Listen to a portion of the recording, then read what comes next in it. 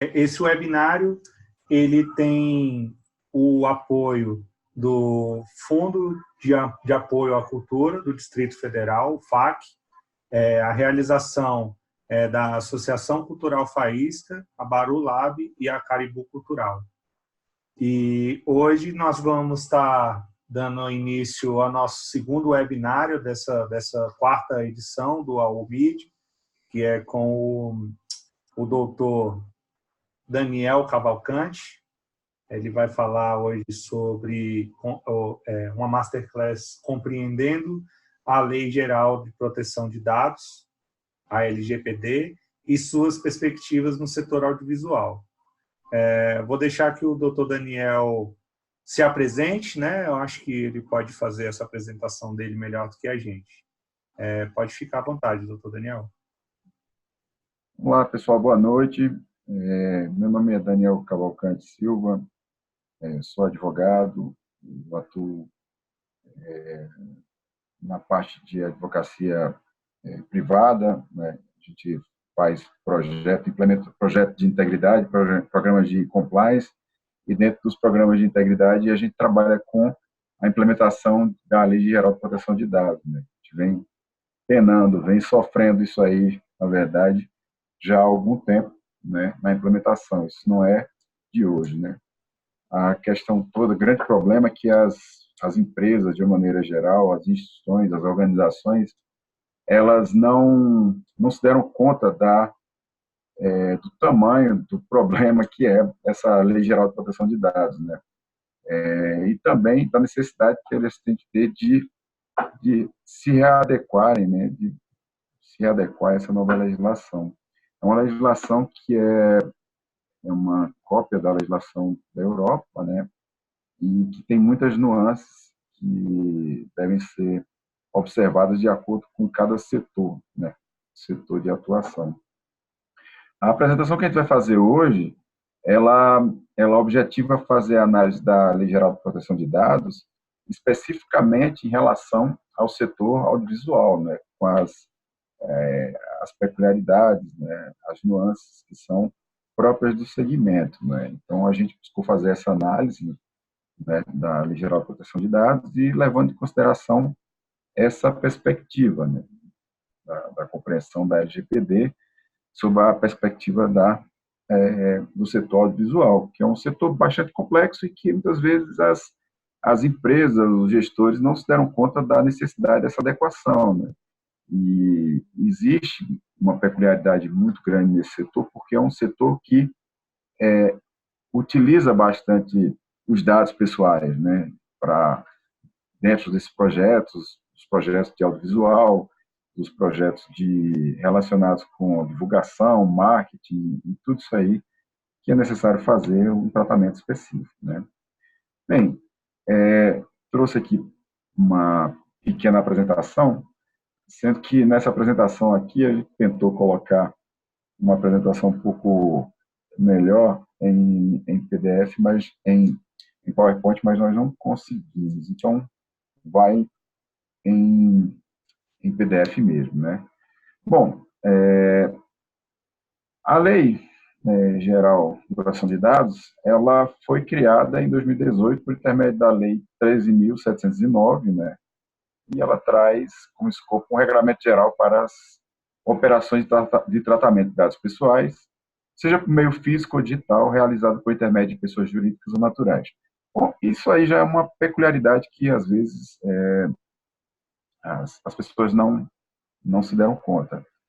A Lei Geral de Proteção de Dados, quando se fala de dados, não são dados digitais. Na verdade, os dados digitais são tidos como exceção. São todos os tipos de dados. Então, no momento que alguém entrega um dado pessoal para a empresa, né, o dado pessoal por meio físico, aquele dado ele já pode ser compreendido como um dado que deva ser objeto de um tratamento de dados específico, um tratamento específico. Se aquele dado for pessoal, né, evidentemente, tem que ter todo esse tratamento que a gente vai explicar aqui como funciona, anuência, revogação da anuência, enfim, são várias peculiaridades relacionadas com esse tratamento, com esses dados, né? Então, a primeira primeira coisa que gostaríamos de chamar a atenção é justamente o fato de que os dados são dados físicos e digitais, né? Então, não são somente os dados digitais. E a entrada em vigor desses dados, dessa nova lei, é a partir de agosto de 2020, ou seja, está aí em cima, né? Então, e esse regramento ele não é aplicado apenas às pessoas jurídicas, mas às pessoas físicas também. Então, todo mundo que tem seu Instagram, que utiliza de forma profissional, né, vai ter que tomar cuidado sobre aqueles dados pessoais que eles são confiados, né? Então, a pessoa que um dentista, por exemplo, né, a sua pessoa física que divulga informações pessoais por redes sociais, com o objetivo de fazer divulgação do seu negócio, né, ele tem que tomar cuidado e tem que dar o tratamento correto àquela informação, àquele dado que deva ser objeto de segurança para aquele que é o titular do dado, né? Então, existe, inclusive, dentro da legislação, um tratamento específico para a área da saúde, né? Assim como para aqueles dados tidos como sensíveis, né? A gente vai explicar tudo que a partir de agora, tá? Os objetivos da lei o objetivo da lei é mitigar, né, os riscos relacionados ao tratamento indevido e abusivo dos dados, né? E, ao mesmo tempo, viabilizar novos negócios e tecnologias desenvolvidos de maneira de segurança jurídica com base em importantes fundamentos.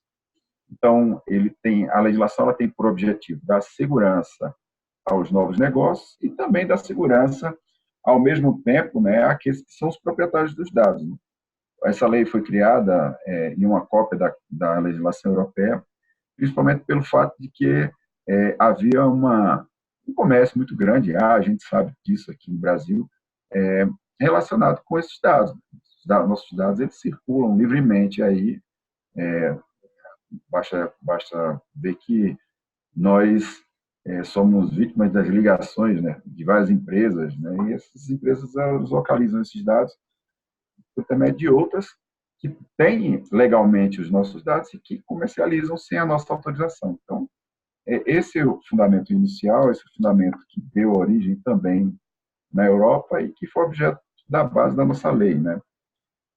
Evidentemente que essa lei sofreu algumas mutações desde a época em que ela foi promulgada lá em agosto de 2018. Bom, então a legislação ela preserva alguns direitos, resguarda alguns direitos, busca resguardar alguns direitos e, ao mesmo tempo, preservar a viabilização de novos negócios, né? Então, do mesmo jeito que ela assegura, ela garante a segurança na implementação de novos negócios. Então, ela tem por fundamentos, né? Fundamentos que estão lá estabelecidos na própria norma e como princípio, né?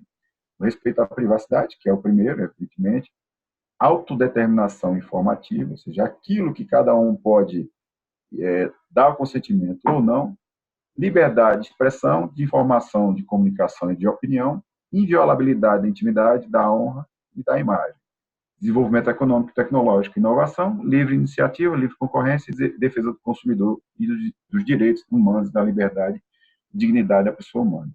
A gente costuma dizer, quando a gente está trabalhando com a implementação dos programas de integridade que a gente faz, que a gente cria políticas institucionais próprias para a Lei Geral de Proteção de Dados, que essa lei ela surge muito fortemente, tal como aconteceu com o Código de Defesa do Consumidor, né? Quando o Código de Defesa do Consumidor surgiu, né, na década de 90, as empresas tinha aquele mantra que as empresas iriam acabar porque não dá conta de cumprir com a legislação, né? E que aquilo, por via de consequência, ocasionaria um aumento dos produtos, dos serviços na época, né? Em virtude da necessidade de cumprir. O que se observa é que essa nova lei ela tem exatamente esse mesmo espírito, porque ela, ao contrário do que a gente possa imaginar, ela traz novos direitos relacionados com a parte consumerista e a parte trabalhista. E quando nós falamos de proteção de dados, a gente não restringe apenas os dados daquele usuário, aquele que é o titular do dado, que é um usuário, mas o dado de quem também trabalha para a empresa, né? Então, quando a gente fala de proteção de dados, a proteção de dados é uma proteção ampla e restrita, né?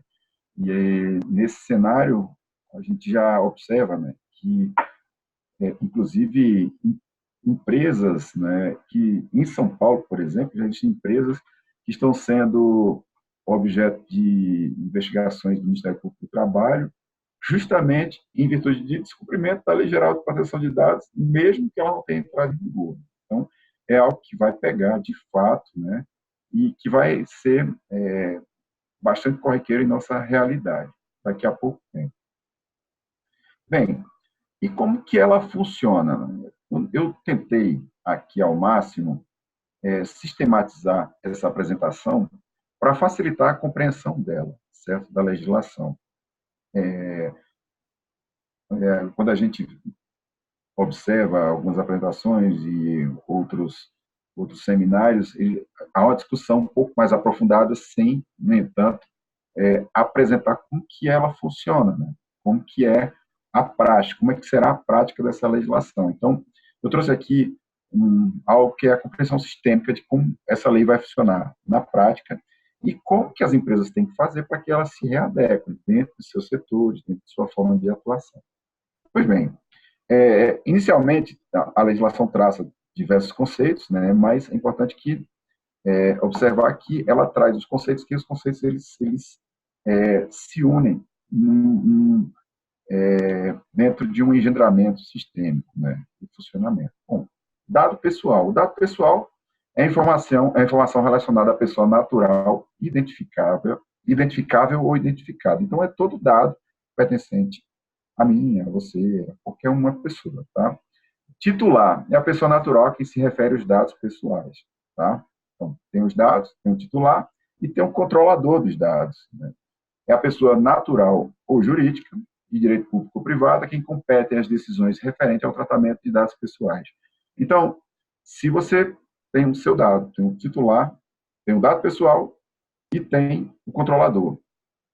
Se você entrega esse dado para algum controlador, né, esse controlador ele vai ter que começar, evidentemente, a fazer o tratamento do dado. Temos o operador, que é a pessoa jurídica ou natural, de direito público ou privado, que realiza o tratamento de dados em nome do controlador, né? Pode ter o operador ou não dentro dessa sistemática. Eu vou dar o exemplo daqui a pouco. O tratamento, e é isso que é importante que se observe, o que significa tratamento de dados, né? Então, é toda operação realizada com dados pessoais, como as que se referem à coleta, produção, recepção, classificação, utilização, acesso, reprodução, transmissão, distribuição, processamento, arquivamento, armazenamento, eliminação, avaliação ou controle da informação, modificação, comunicação, transferência, difusão ou extração de dados. Ou seja, quando a gente fala de tratamento de dados, é algo que é bastante envolvente a praticamente tudo que os nossos dados transitam por aí. Se a gente vai no médico, por exemplo, e quando ele faz a análise dele, aquele documento do médico, aquilo lá, ele tem que ter um tratamento específico. Aquele é um dado pessoal, né? Aquele dado médico, ele é um dado pessoal. E tem que ser objeto de tratamento.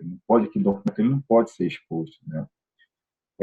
Âmbito de aplicação, pessoas físicas ou jurídicas de direito público ou privado, que coletem dados no Brasil, ou ainda, quando o tratamento tenha por objeto a oferta ou fornecimento de bens ou serviços a titulares localizados no Brasil, independentemente do meio, do país de sua sede ou país onde estejam localizados, né?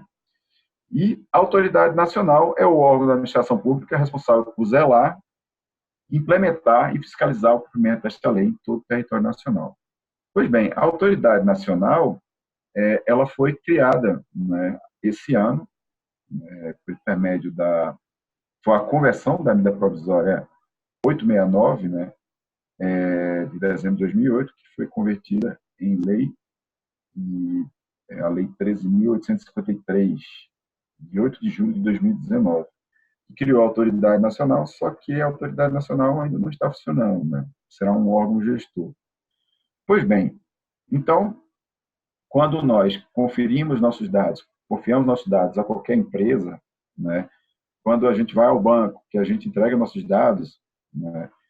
A partir do momento que nós entregamos dados para abrir uma conta, nós precisamos ter noção, e é justamente essa a sistemática da legislação, de como esses dados transitarão e para que o banco vai querer efetivamente aqueles dados. Muitas vezes, alguns necessários e outros desnecessários.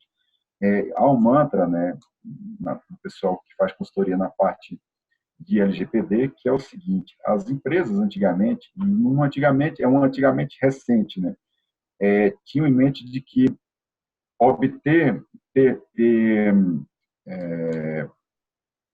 dados era muito relacionado com você ter um determinado poder, né? Só que hoje em dia você reter dados, hoje em dia vai ser um grandíssimo problema. Então, o dado que não for importante, o dado que for desnecessário, né, ele vai ser naturalmente descartado. Ele tem que ser descartado, sob pena da empresa ter que ser obrigada a dar um tratamento, a segurar aquele dado e assegurar direitos que talvez não seja algo muito barato para a empresa, né? Talvez seja mais fácil eliminar o dado do que ter que dar um tratamento àquele dado, né? Então, esse é o funcionamento sistêmico, né? Dado, né? Titular dos dados, alguém que vai dar o tratamento àquele dado. Existem alguns requisitos que a lei determina que os dados pessoais devam ser feitos. Os tratamentos de dados pessoais somente podem ser realizados nas seguintes hipóteses. E esse é o maior problema, a maior característica da legislação é que o dado ele tem que ser, somente pode ser concedido, e isso é uma inovação, mediante o consentimento do titular. E esse consentimento é um consentimento expresso, não adianta mais. E é muito comum aqueles contratos longos, né, que a gente costuma ver muito, né, são os contratos de adesão que tem na internet, contratos de banco, contratos de operadoras, enfim, em que o contratante ele dá a anuência geral lá embaixo sem ler o contrato todo. Na verdade, o que a legislação estabelece é que é necessário ter um consentimento expresso para informando o que é que a empresa vai fazer com aquele dado do titular, né? Então, o consentimento tem que ser expresso. O consentimento tem que ser claro nos contratos, inclusive. A adequação que vai ter, a gente vai explicar lá na frente, são as readequações relacionadas com os contratos, né? Então, tratamento de dados eles podem ser mediante fornecimento de consentimento. Para o cumprimento de obrigação legal ou regulatória do controlador, muitas vezes um controlador tem que cumprir uma obrigação, exigência do Ministério da Educação, exigência do CAD. Então, se é para cumprir uma exigência do órgão controlador, ele tem que dar esse tratamento desse dado. Pela administração pública, para o levantamento e o uso compartilhado de dados necessários à execução de políticas públicas previstas em lei e regulamentos, ou respaldado em contratos, convênios ou instrumentos congêneres. No caso aí, são requisitos específicos para a administração pública, né? Para a realização de estudos por órgãos de pesquisa, garantia sempre possível a anonimização dos dados. Isso é importante. Nesses dados que forem para objeto de pesquisas, né, a legislação estabelece essa garantia, e essa garantia ela faz com que dê esse direito para esses órgãos de pesquisa continuarem, evidentemente, com a análise dos dados. Execução de contratos e procedimentos preliminares relacionados ao contrato, do qual seja parte o titular, ou seja, a execução de contratos. Vai ter que ser dado tratamento a esse dado? Não. Se o sujeito está devendo, tem um contrato, e o contrato prevê a cláusula de descumprimento, inadimplemento, evidentemente que ele será objeto de execução, e sobre isso a legislação não resguarda, né? para o exercício regular de direito em processo judicial, administrativo ou arbitral, da mesma forma, né? Dado que for necessário para um processo administrativo, judicial, arbitral, evidentemente será utilizado. Para a proteção da vida ou incolumidade física do titular dos direitos. Então, dados relacionados à saúde que sejam utilizados pelo Ministério da Saúde. Esses dados eles têm que ser utilizados da forma que eles são hoje, evidentemente resguardando sempre que possível a anonimização do proprietário do dado, né? E isso é o que tem que ser preservado. Para a tutela da saúde, exclusivamente em procedimento realizado por profissionais de saúde, serviço de saúde e autoridade sanitária. Exemplo, que é muito comum que a gente costuma dar, é a questão de sujeito que tem uma doença, por exemplo, a AIDS, e ele tem que entrar nos cadastros e tem que ter um tratamento específico em relação a isso, né? Então, evidentemente que os dados deles estão preservados, mas eles devem ser objeto de tutela da saúde, preservados com essa ótica. Quando necessário para atender os interesses legítimos do controlador ou de terceiros. Essa cláusula, na verdade, é o que está dando mais dor de cabeça na interpretação da legislação, certo? Eu vou falar a última, depois eu volto para aquela, né? Para a proteção do crédito, inclusive quanto ao disposto da legislação pertinente, né? Então, todos os dados que forem necessários para a proteção do crédito, eles devem ser utilizados, desde que sejam voltados para isso, né? Bom, apenas no item 9, a legislação diz que são requisitos para o tratamento de dados, né? Eles devem ser resguardados quando necessários para atender os interesses legítimos do controlador. O que seria o interesse legítimo do controlador? Isso é uma dúvida em que, muito provavelmente, isso vai acabar no judiciário ou na autoridade nacional, que vai regulamentar a respeito disso. O interesse legítimo do controlador pode ser um interesse muito mais amplo do que a gente imagina. Então, você imagina uma empresa que vai fazer a publicidade de determinada peça, né, e pega uma imagem do sujeito em 1980, sem a autorização deles, mas naquela época ele tinha dado autorização, né? Então, se ela for instada, evidentemente, pela autorização indevida dessa imagem, né, ela disse, não, mas isso é para atender aos interesses legítimos, o interesse legítimo do controlador. O proprietário dado, ele tinha autorização na época, né, e ele utilizou aquela imagem, né? Pois bem, isso é uma discussão que vem tendo, que a gente tendo na implementação de diversos programas, né, na implementação desses programas de integridade, também na adequação da LGPD, e o que a gente vê é que, de fato, existe um hiato muito grande, né? As pessoas não sabem bem quais seriam os interesses legítimos do controlador, mas uma coisa é fato, os interesses legítimos do controlador, eles não podem substituir isso que nós vamos ver aqui, que são os direitos do titular das informações, certo? Antes disso, é importante ter em mente apenas a questão dos gêneros dos dados pessoais. Existem os dados pessoais genéricos, né, aqueles que a gente viu ali em cima, né, os que são necessários ter as informações, e tem mais dois gêneros aí importantes: os dados pessoais tidos como sensíveis, né, e os dados pessoais de crianças e adolescentes. Os dados pessoais sensíveis, né, são os dados pessoais de origem racial, étnica, convicção religiosa, opinião pública, filiação a sindicato, ou organização de caráter religioso, filosófico ou político, dado referente à saúde ou à vida sexual, dado genético ou biométrico, quando vinculado a uma pessoa natural. Pois bem, esses dados, todos esses tipos de dados, que são os dados tidos como sensíveis, eles têm necessariamente que ter um tratamento específico, né? Eles têm que ter um tratamento próprio. Não existe tratamento de dados sensíveis sem a anuência expressa do titular do dado. Então, todo dado que for relacionado com convicção religiosa, por exemplo, opinião política, filiação a sindicato, organização de caráter religioso, filosófico ou político, esse dado, necessariamente, ele tem que ter autorização expressa do titular do dado, certo? Isso é muito amplo, isso é muito delicado, né?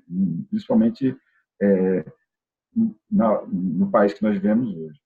Dados pessoais de crianças e adolescentes. Bom, nesses tipos de dados de crianças e adolescentes, todos os dados, eles têm que ter a anuência expressa dos responsáveis pelas crianças, né? E pelo adolescente. Então, isso parece lógico, mas só que não é. A gente vê, por exemplo, o que é muito comum, estudantes, por exemplo, quando eles passam da educação básica, né, ensino fundamental, que eles passam para o ensino superior. Então, na época, eles eram adolescentes, né, ainda não tinham uma maioridade completa, e aí era um tipo de tratamento antes e outro tipo de tratamento depois que eles se tornaram, tiveram maioridade, né? Então é necessário ter em mente a necessidade desses detalhes. Bom, direitos do titular. A legislação ela traz de maneira muito explícita quais são os direitos dos titulares dos dados. Titulares dos dados, eu, você, nós, todo mundo, né? Então, nossos direitos, que são os direitos que estão surgindo, que terão repercussão no âmbito consumerista, né, do direito do consumidor e também no âmbito do direito do trabalho, como a gente disse há pouco, são esses aqui. Resumindo, resumo da ópera, de uma maneira bem simples, é exatamente isso aqui. Confirmação da existência de tratamento. É direito meu, direito seu, direito de todo mundo, de ter a confirmação de existência do tratamento. Olha, eu estou indo para o banco, eu estou colocando minhas informações aqui, eu quero saber se esses dados vão ser tratados e como que eles vão ser tratados, né? Eu quero ter acesso a todos os dados pessoais que eu forneci para a empresa. Acesso aos dados. Correção de dados incompletos, inexatos e desatualizados. Anonimização, bloqueio e eliminação de dados desnecessários, excessivos ou tratado em desconformidade com o disposto na lei. São direitos que nós temos, né? Nós temos o direito de simplesmente dizer assim, olha, eu não quero que você disponibilize mais os meus dados da forma que eles estão sendo tratados. É um direito. Inclusive, esse é um dos grandes problemas que as empresas estão sofrendo, que é justamente facilitar o bloqueio ou a eliminação do dado. Eu posso simplesmente dizer assim, olha, eu não quero mais que aquele dado ele seja fornecido. Não quero que aquele dado ele seja utilizado.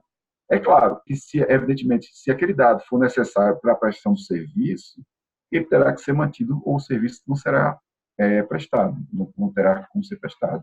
Mas é necessário que haja uma garantia de que esses direitos sejam garantidos. Portabilidade de dados ao fornecedor de serviços ou produtos. A gente já tinha isso, né, na verdade, em alguns segmentos, mas agora é um direito regulamentado pela legislação. A legislação estabelece o direito de termos a portabilidade de dados. Por isso que, em grande parte, vem sendo, já está sendo consolidado agora, né? Eliminação de dados pessoais tratados com consentimento do titular, como falei para vocês, mesmo um dado que o proprietário tenha dado consentimento, ele pode revogar esse consentimento a qualquer momento, né? Informações de entidades públicas ou privadas com as quais o controlador realizou o uso compartilhado de dados, né? Então, essas informações com entidades públicas privadas, é necessário que eu, como proprietário do dado, eu saiba que a minha informação pessoal ela foi entregue a uma entidade pública ou privada, né? Então, é um direito meu saber por onde que esse dado transitou, certo? Informação sobre a possibilidade de não fornecer consentimento e sobre a consequência da negativa. Então, se por acaso, e isso é uma dor de cabeça que vai acontecer dentro em breve,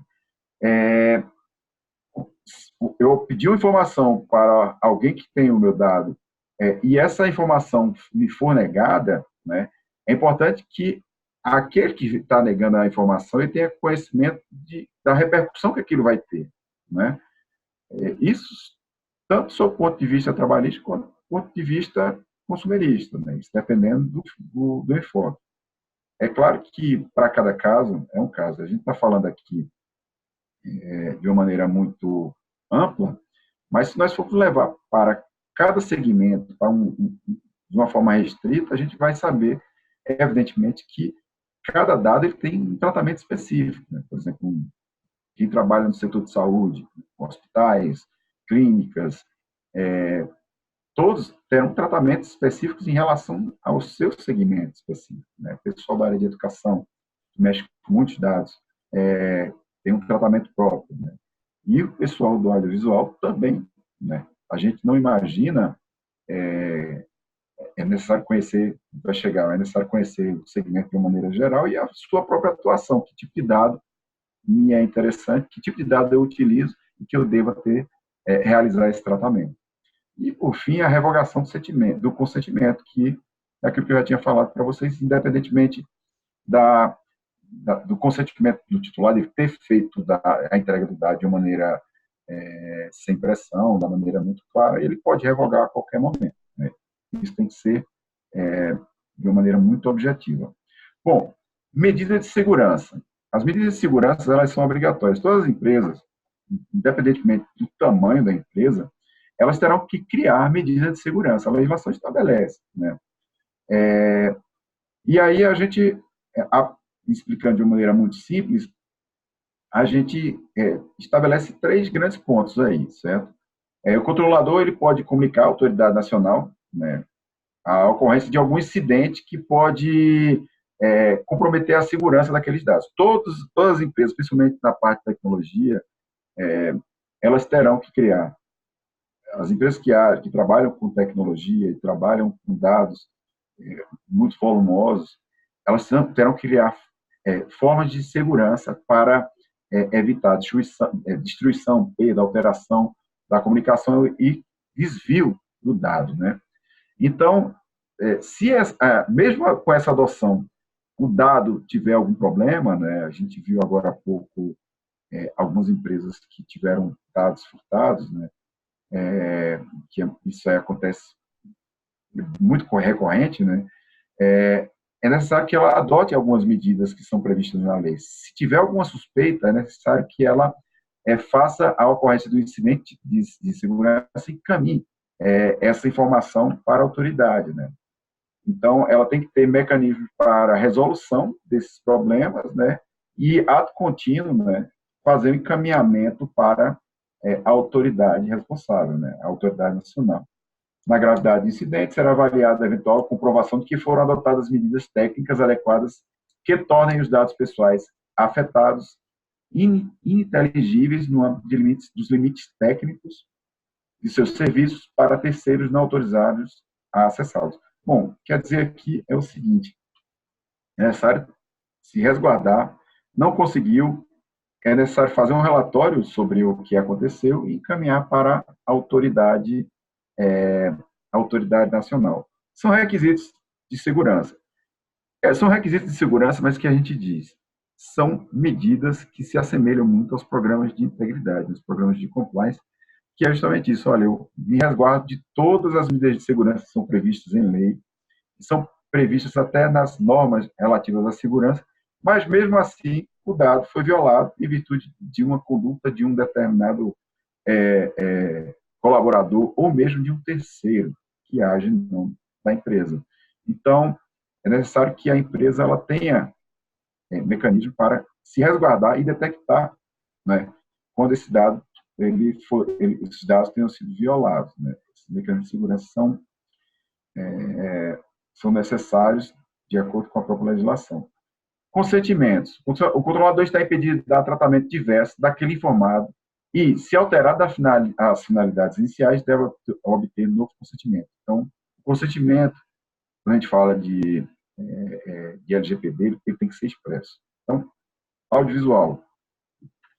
Quando existe um projeto que será submetido, né, ou mesmo um projeto que, evidentemente, terão os titulares, que participarão, né, daquele projeto de audiovisual, que serão disponibilizados para o órgão público, é necessário que o consentimento daqueles responsáveis, né, daqueles que participarão do projeto, que aquele consentimento ele seja expresso e ele seja muito claro. Ele não pode ser um consentimento genérico, né? Então, isso é importante, é necessário, né?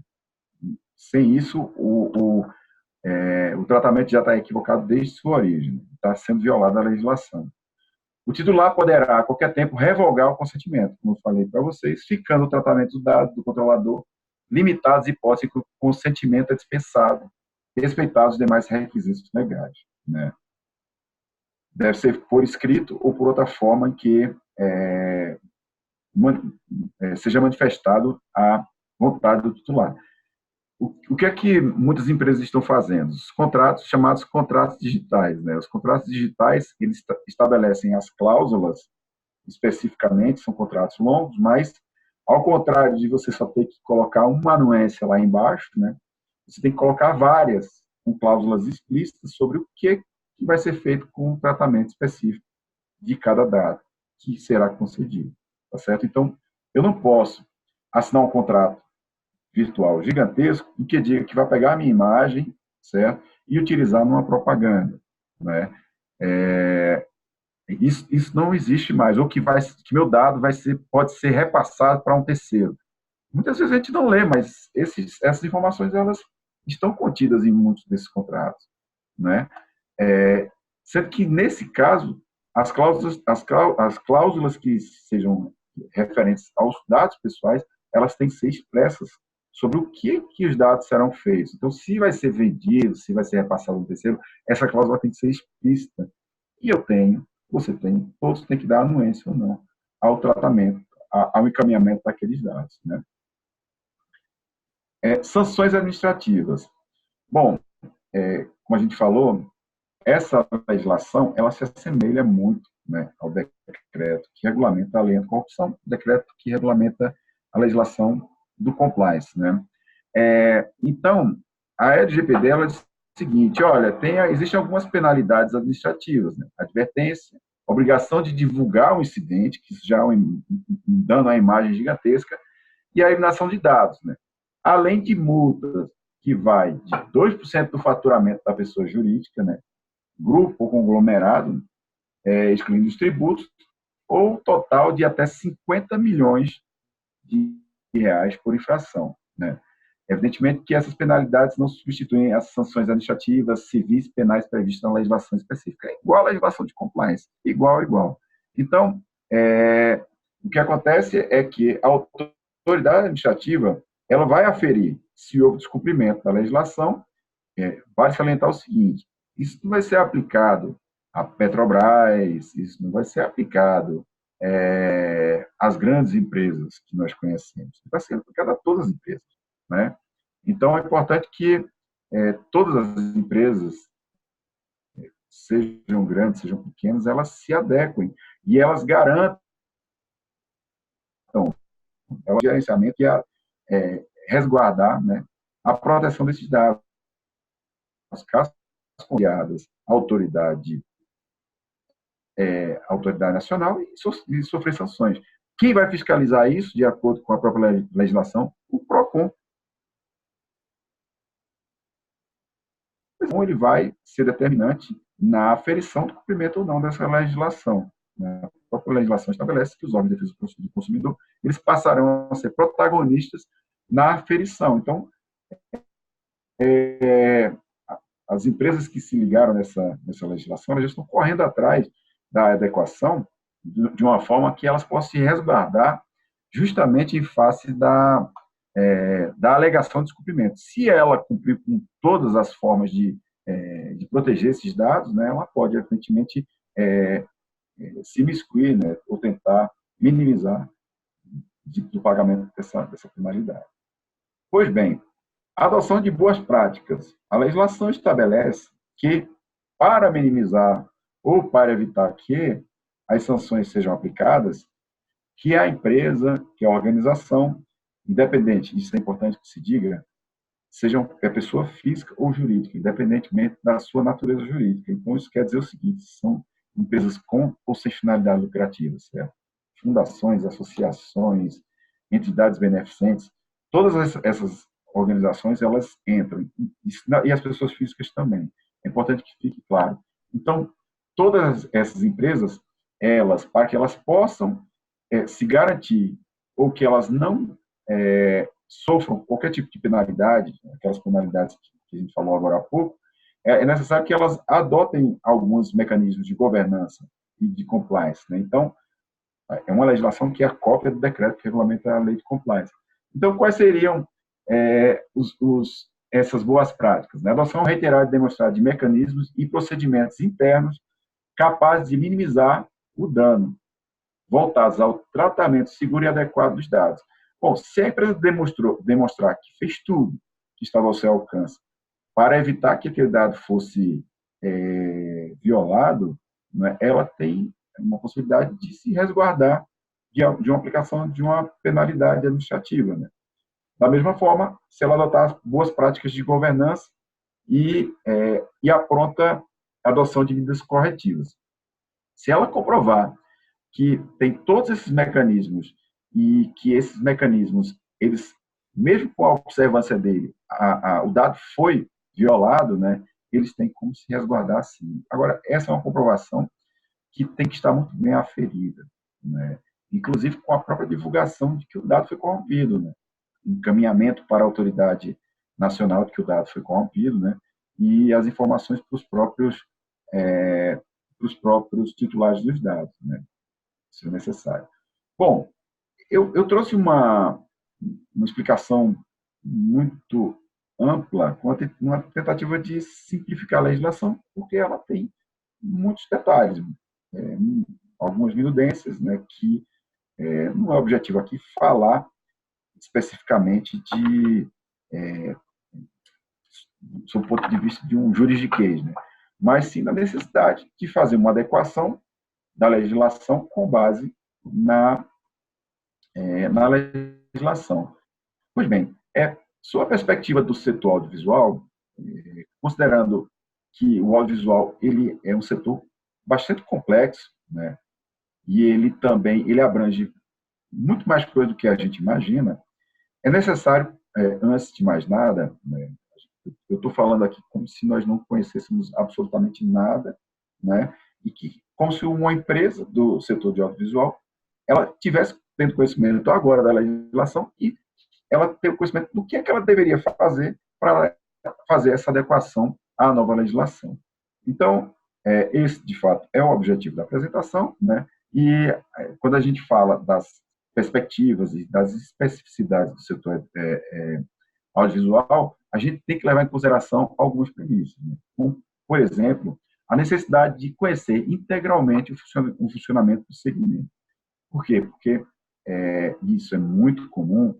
As pessoas, as empresas, elas conhecem o funcionamento da sua atuação, mas não do segmento, né? Então, não adianta conhecer o funcionamento de sua atuação e não conhecer como funciona o segmento, porque você não vai ter conhecimento do todo. É necessário saber com o que você trabalha e, a partir daí, você mensurar das suas necessidades para fazer a adequação à LGPD. Necessidade de conhecer as principais áreas do audiovisual. Produtor, diretor de fotografia, editor e roteirista. Eu fiz apenas algumas citações aqui. Então, é necessário saber as principais áreas do seu setor, né? Necessidade de conhecer os detalhes da atividade desenvolvida. Isso pode parecer chover no molhado, mas, na verdade, não é, né?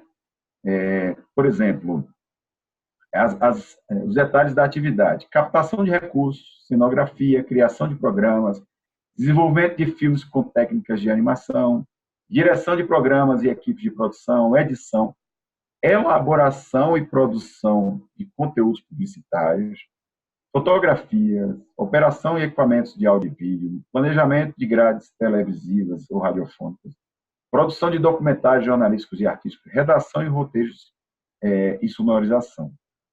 Isso pode parecer, quem atua no segmento, ser algo normal, mas muitas vezes não, né? Muitas vezes o gestor está tão imerso no negócio dele, né, que ele não se dá conta da extensão do trabalho dele, né? Como, por exemplo, muitas vezes, pensando na captação de recursos, né, ou na criação e desenvolvimento de um programa, o produtor ele acaba fazendo a elaboração e a produção de conteúdos publicitários para aquele objetivo dentro do seu projeto, né, daquele programa. E quando ele faz a produção desse conteúdo, né, ele utiliza muitos dados, e esses dados podem ser sensíveis, e que tem a necessidade de tratamento específico, né? A gente lembra que antigamente como que eram que os programas eram feitos, né? Assim, sem a necessidade de tomar um cuidado, um zelo em relação a é, a vários aspectos, né, relacionados com a questão racial, né, que, em relação à parte de opção sexual, que antigamente as pessoas não se preocupavam com isso. Né? Não, era diferente como que era hoje. E sendo que hoje isso é um dado sensível. Né? É um dado sensível em que, se você captar isso de informação de alguém que vai participar do seu produto, alguém que vai participar do seu programa, do seu projeto, é necessário que tenha um tratamento de dados específico em relação àquele conteúdo que será objeto de divulgação. Né? Eu não estou falando apenas, porque já é uma prática do segmento, de pegar a anuência de alguém que é contratado para fazer a divulgação, né? Fazer o seu trabalho. Não é isso. Mas, por exemplo, se a pessoa tem um trabalho e esse trabalho é realizado por um terceirizado, esse terceirizado ele pode utilizar aquele dado para uma outra finalidade, né? Existe uma situação muito peculiar. Eu costumo dizer isso nas palestras que eu participo, né? E aconteceu uma situação muito um pouco cômica. Tem uma atriz muito conhecida aqui no Brasil que ela foi passar as férias em Natal e depois ela ia fazer uma parte publicitária na cidade de Campina Grande, na Paraíba, né? Eu sou de lá, eu sei dessa história. Na ocasião ela tirou umas fotos lá nas dunas de Natal em cima tinha lá um camelo, né? Tinha os jegues, e ela tirou as fotos e levou e revelou lá na cidade, Campina Grande. Pois bem, foi embora, voltou para o Rio, e passados 2, 3 meses, havia uma propaganda realizada por essa empresa que ela revelou as fotos, no outdoor, ela em cima de um jumento, passeando nas dunas, dizendo, olha, venha revelar suas fotos aqui, porque até fulano de tal revelou as fotos. Então, não houve nem o cuidado, nem de pegar o consentimento dela, porque aquilo lá é direito de imagem, né? Então, quando a gente fala de direito de imagem, a gente está utilizando, essa não é a questão da LGPD, não se restringe apenas à questão do direito de imagem, mas numa violação que transcende a isso, né? A legislação especifica que no momento que a pessoa vá entregar material fotográfico para revelar, existe um dispositivo expresso da empresa que diga assim, olha, eu não posso divulgar sua imagem. É isso que é necessário que as pessoas compreendam, que o tratamento de dados previsto na Lei Geral de Proteção de Dados é muito mais amplo do que a gente imagina. Né? Então, desde a entrega de um material fotográfico para revelar, né, até outros procedimentos muito mais complexos. Né? Então, essa é uma situação muito similar, muito peculiar. Pois bem, essa perspectiva que eu trouxe para vocês é, de fato, em relação a toda a atividade desenvolvida no setor audiovisual, que ainda é muito mais ampla, aqui eu só trouxe algumas coisas para citar, em relação, por exemplo, à fotografia, né, que eu havia falado para vocês, planejamento de grades televisivas ou radiofônicas, se você vai fazer um programa de rádio e muitas vezes você utiliza um conteúdo que não foi, que viole, né, vamos dizer assim, o direito do titular do dado, né, isso é uma realidade. Então, é necessário que quem trabalhe no setor audiovisual conheça a fundo suas atividades, certo? Para quê? Porque a partir daí ele vai dar um tratamento específico. Né? Entendendo o ciclo de vida dos dados pessoais dos titulares vinculados vinculados a projetos de audiovisual. Então, no momento que a empresa que trabalha no setor, no segmento de audiovisual, ela se reconhece, ela verifica o seu nicho de atuação, né? Ela tem a obrigação de entender o ciclo de vida dos dados que são disponibilizados para ela. Mas como? Como que eles são? Que tipo de dados? Não, ela precisa saber o seguinte: como são coletados, como são tratados, como são armazenados, quais os processos de negócio, de tecnologia que estão sendo associados e quais os pontos de atenção, né? Papel, está sendo papel, planilha, se por terceira empresa contratada, né? Que essa empresa, inclusive, é onde que dá mais dor de cabeça, ele vai chegar lá na frente, vai explicar, são os terceirizados, e-mails e o próprio WhatsApp, né? Então, está lá, vocês estão desenvolvendo um produto e alguém vai e filma, e que viola dados sigilosos, dados que são relacionados apenas àquele seu projeto, né? Então, aquilo lá pode ocasionar um problema para vocês em virtude de um terceirizado que está trabalhando para a empresa. Ainda no que se fala a entender o ciclo de vida dos dados pessoais dos titulares vinculados aos projetos de audiovisual, é necessário que as empresas elas façam um exercício, né? O exercício é muito simples, né? São 7 passos. Quais são os titulares dos dados, né? Onde as informações dos titulares são coletadas, quais informações são coletadas, o que fazemos com as informações, quais as implicações e necessidades dessas informações, onde as informações são armazenadas, quem tem acesso às informações. São 7 perguntas objetivas. Então, se eu trabalho apenas num segmento, num nicho muito específico do audiovisual, né, eu tenho que fazer essas perguntas dos dados que chegam para mim, né? Porque eu tenho que dar um tratamento àqueles dados, certo? Eu tenho que saber quem são os titulares, onde as informações dos titulares são coletadas, quais são as informações. Por quê? Porque a partir desse mapeamento dessas informações, né, e isso é o que a gente utiliza, a gente faz matriz de risco de todas as informações que são disponibilizadas.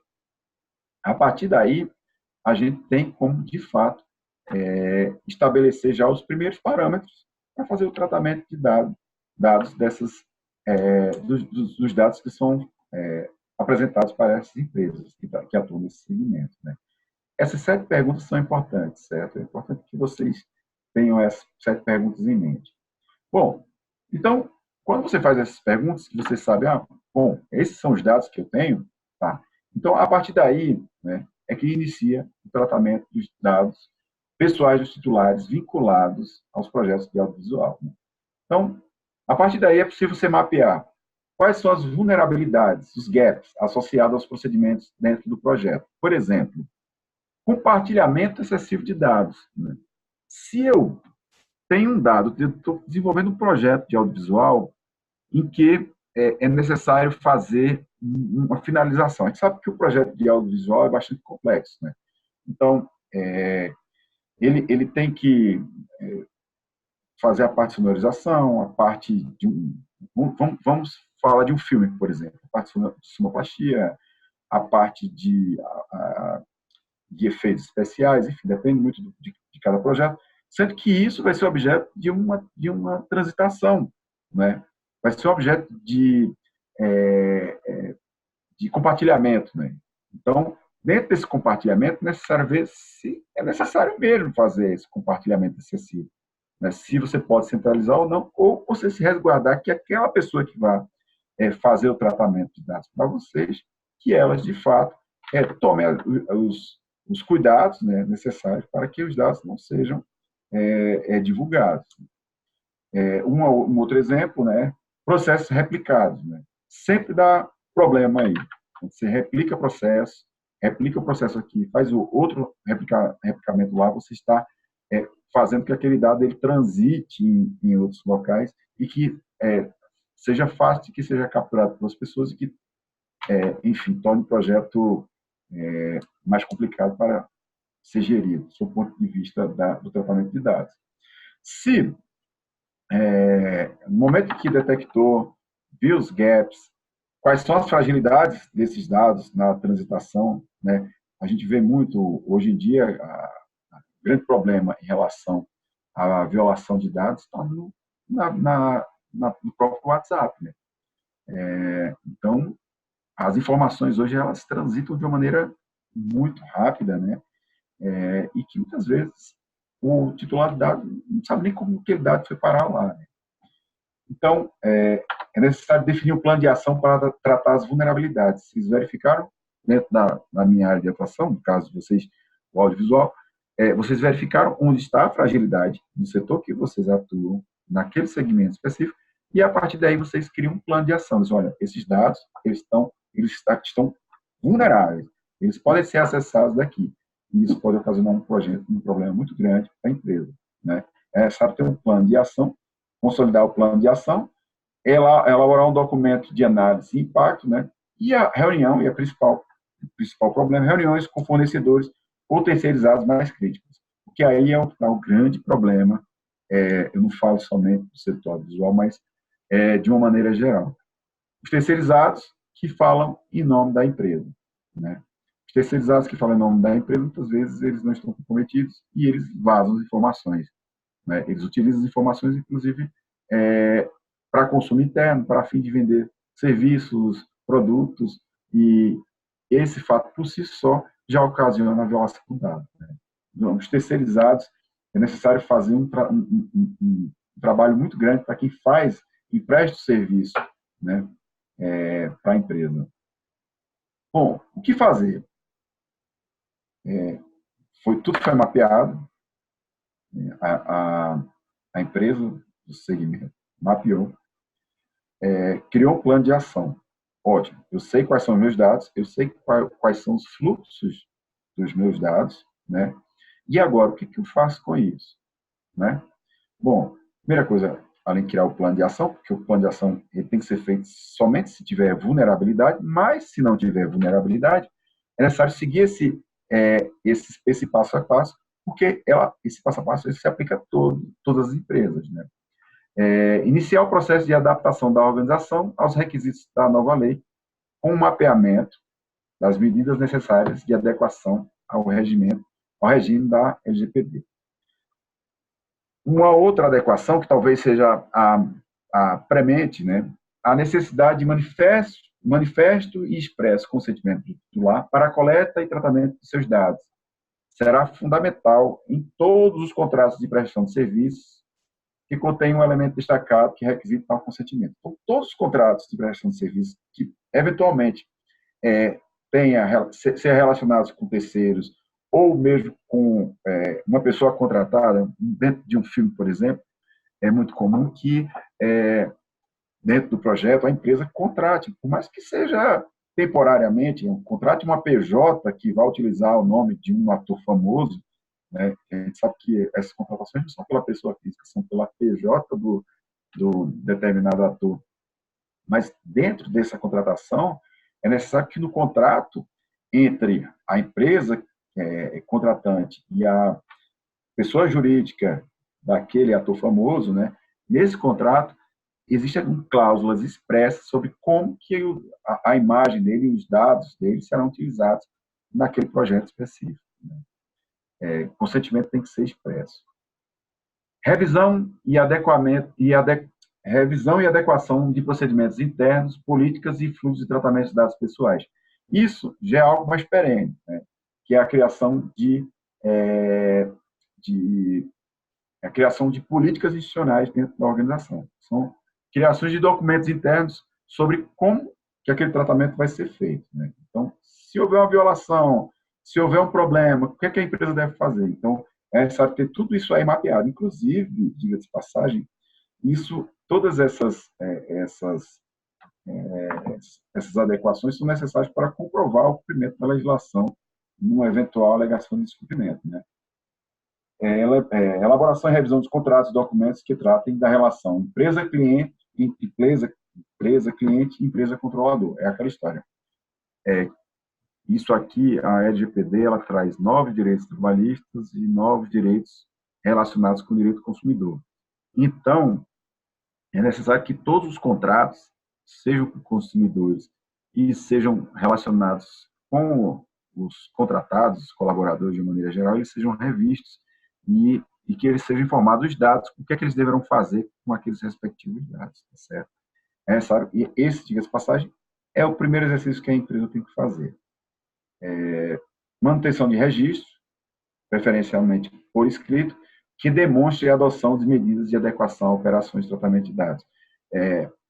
Então, se houver alguma violação, é necessário fazer o registro dessa violação, tá certo? Registro de como, e que a empresa fez tudo para sanar aquelas garantias, aqueles dados. Garantir que todos os aparatos tecnológicos necessários à proteção de dados foram devidamente instalados, né? Ou seja, isso aí vai implicar, de fato, um aumento de custos para determinadas empresas do segmento. Agora, essa adequação, uma adequação que vai ser geral. A LGPD, ela vem com o objetivo de melhorar a segurança, mas isso aí traz a necessidade também de aumentar custos na empresa, de adequar para que elas possam se adequar à legislação. Isso vai acontecer com todos os setores, né? Pode ser que esse aparato tecnológico seja algo mais simples, pode ser seja algo mais sofisticado, né? A gente está falando de coisas diferentes, por exemplo, quando a gente fala de uma empresa que trabalha no segmento no segmento de audiovisual e uma empresa que trabalha no segmento de saúde, né? Então, são tratamentos de dados diferentes e com tratamentos diferentes. Elaboração de materiais educativos, haverá necessidade de treinamentos de todo mundo, né, dentro da organização, né? Haverá necessidade de tratamento de todo mundo, de todos que trabalham com a empresa, né? E esse treinamento, diga-se passagem, eles têm que ser comprovados, né? Compliance, isso aí, programa de integridade prevê tudo isso aí. Inserir o cumprimento da LGPD em políticas institucionais das empresas que trabalham com audiovisual, as regras, os contratos, as divulgações. A gente vê muito, olha, as divulgações nos próprios filmes, né? Olha, essa lei levou em consideração também a Lei Geral de Proteção dos Dados, proteger os dados, enfim, um tratamento novo que tem que ser dado.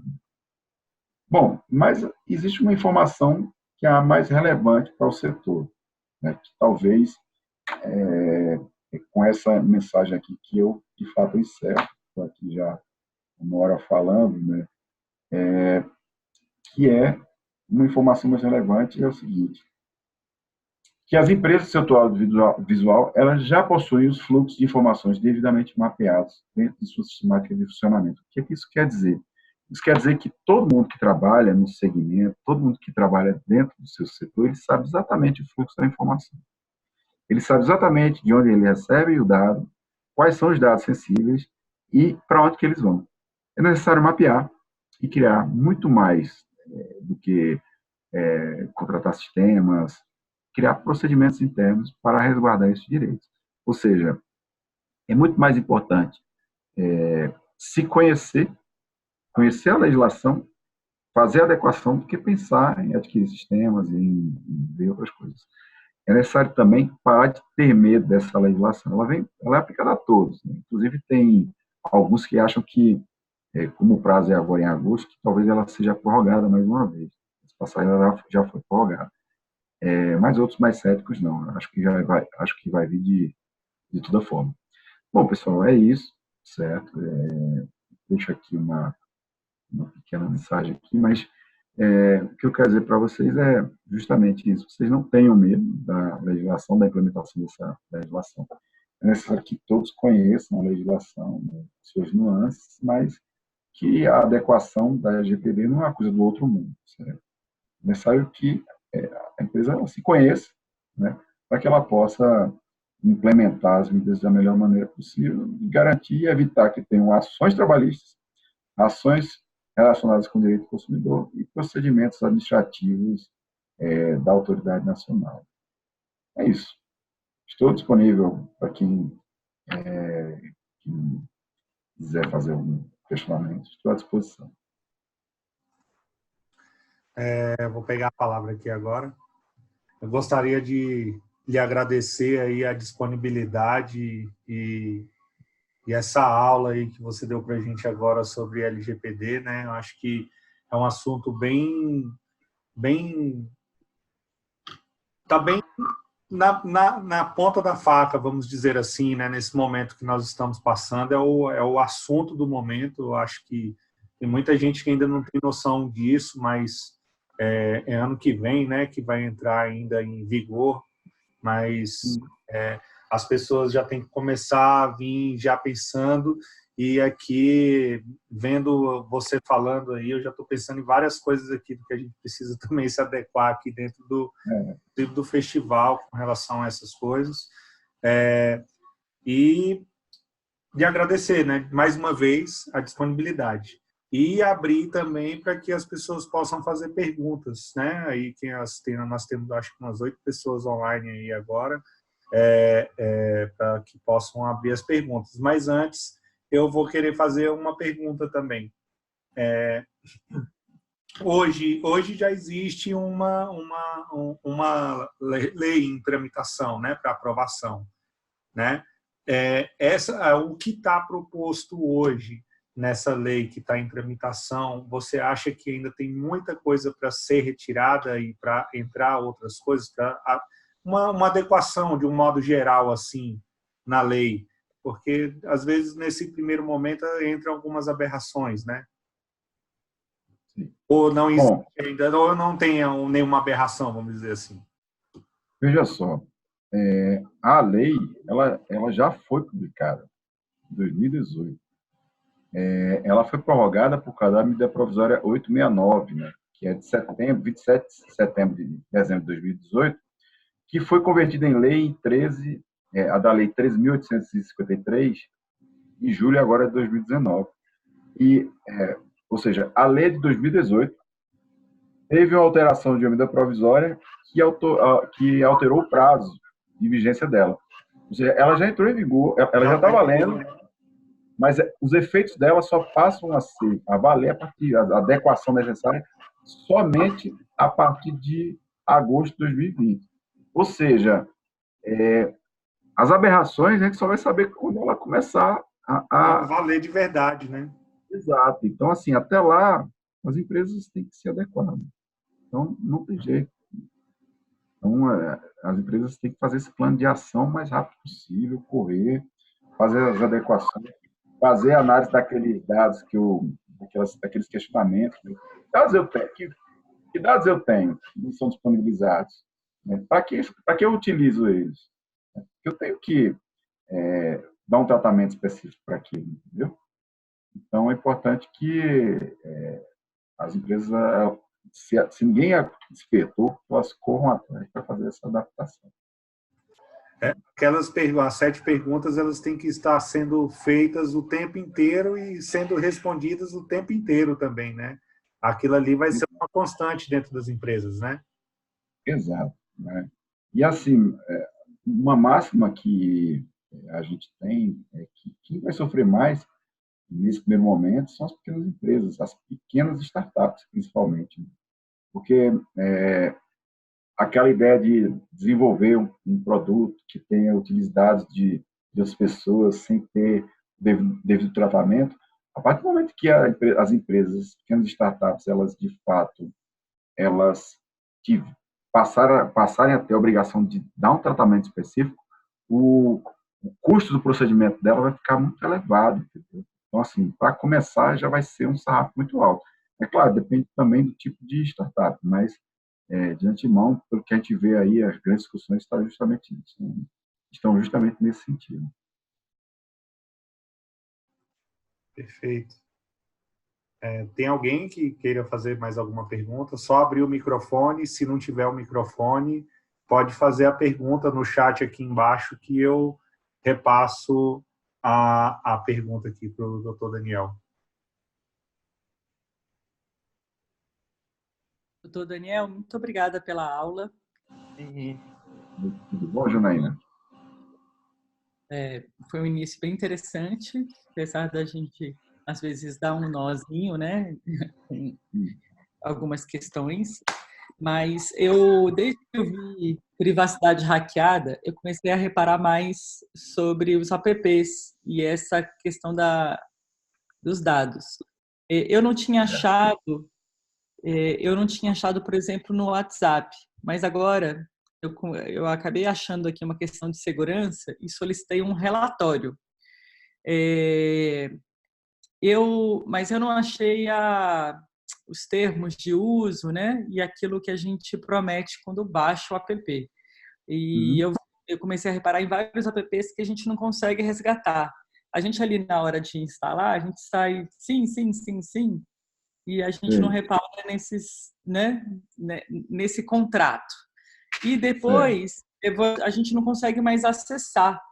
E pelo que eu vi ali da legislação, parece que não tem essa obrigatoriedade, né, dos apps Não, manterem aquilo no ar, esse acesso, né, esse contrato não. no ar. Veja só, os termos de uso eles estão, quando você entra na loja, né, nas lojas, tanto do iOS quanto do Android, os termos de uso eles continuam lá, né? Algumas empresas elas têm site, né, e nos próprios sites eles demonstram os termos de uso, quais são as garantias e tudo mais. Independentemente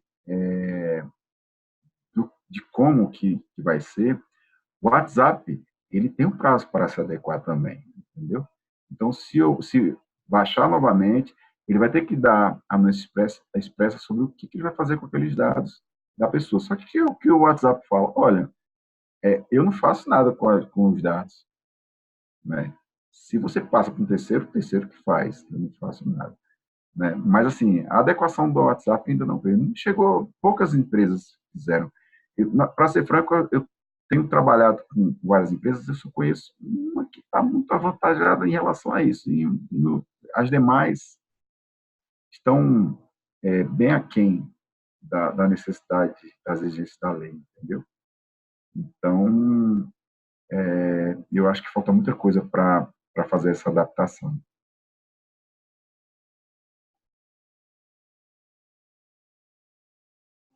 Mas isso Né? não. Eu acho que sempre tem essa coisa pouco acessível, né? Depois para a gente pensar melhor assim. Eu acho que é aquela história, né, da bula, que é em letras pequenininhas, ou contrato, Sei. né, que tem aquelas Uhum. observaçõezinhas. E eu tenho a impressão disso. E aí a outra coisa também que eu queria perguntar, não sei se entraria nessa questão, mas eu sei que está em votação, né, a legislação do vídeo on demand, que é o VOD, né, no Brasil. E Uhum. dentre outras coisas, né, tem a questão do uso do conteúdo nacional, mas também tem porque eu tenho a impressão que toda essa legislação também, em termos de audiovisual, esbarra com lei de direito autoral, né? Uhum. Porque, enfim, são propriedades intelectuais. Uhum.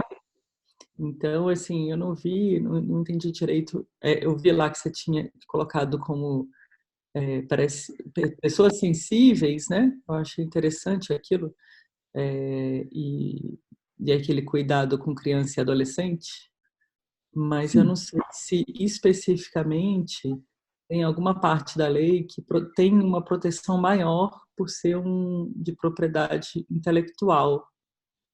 Se tem Não, algum. a legislação não especifica a questão do dado, da questão da proteção de dado intelectual, não, certo? Ela estabelece que tipo de dado, ela diferencia os dados, entendeu? Alguns dados eles têm que ter um tipo de tratamento, outros dados, outro tipo de tratamento. Então, assim, a lei não entra na questão da garantia relacionada com propriedade intelectual, né? Existe regulamento próprio em relação a isso aí. A questão do on demand, né, que está lá em tramitação, né, pelo que a gente acompanha, né, aquilo lá talvez seja, como se tivesse a regulamentação do Uber, entendeu? Então, assim, a gente vê que o objetivo muito maior é ter uma possibilidade de uma arrecadação tributária com aquilo lá. Então, assim, eles não estão muito preocupados com a questão de garantias de propriedade intelectual com isso, mesmo porque já existe a legislação que regulamenta isso aí, né? A preocupação é exclusivamente tributária, né? E arrecadar. Então, o conteúdo é feito lá fora e tributa. Ah, entendi. Ah, gratidão. Estou à disposição. Vou agradecer aqui em nome da Ana Cláudia Lobo e do Machado, que estavam assistindo juntos lá. Queremos apenas agradecer pela aula, como sempre, elucidativa. Material excelente também. Parabéns, Cláudia e Machado. Então, só para ler aqui a mensagem que eles deixaram aqui no final, antes de... Então, eu não sei se o Augusto tem alguma pergunta. Janaína, mais alguma pergunta? Acho que não, né? Eu acho que foi ótima. Então, mais uma vez, agradecendo, doutor Daniel, muito obrigado pela disponibilidade e no que precisar também estamos todos à disposição. À disposição, agradeço o convite, viu? Estou à disposição, tá bom? Ok, grato. Uma boa noite para todos. Boa noite, boa noite. Só lembrando também que nós vamos disponibilizar essa apresentação no canal do Tarap TV e em breve estaremos lá e eu te repasso o link também para que consiga visualizar e compartilhar com sua rede. Tá ótimo. Então é isso. Tá ótimo, e também vou te convidar também, já aproveitando aqui o embalo, né, para que você possa participar do nosso próximo webinário, que será no dia 13, é um domingo às 15 horas, às 17 horas. Vai ser sobre realidade virtual no cinema. Não sei se é do teu interesse, mas está convidado. Vai ser um assunto bem interessante. Vamos ter 5 pessoas falando sobre este assunto. Vai ser um debate, né, sobre realidade virtual. Legal. Sim, claro, vou participar, sim. Então, é isso. É bom que a gente aprende um pouco mais. Né? Com certeza. Então, muito obrigado e até a próxima. Obrigado a você. Até a próxima, viu? Até logo. Boa noite, pessoal. Obrigado. Obrigado. Tchau.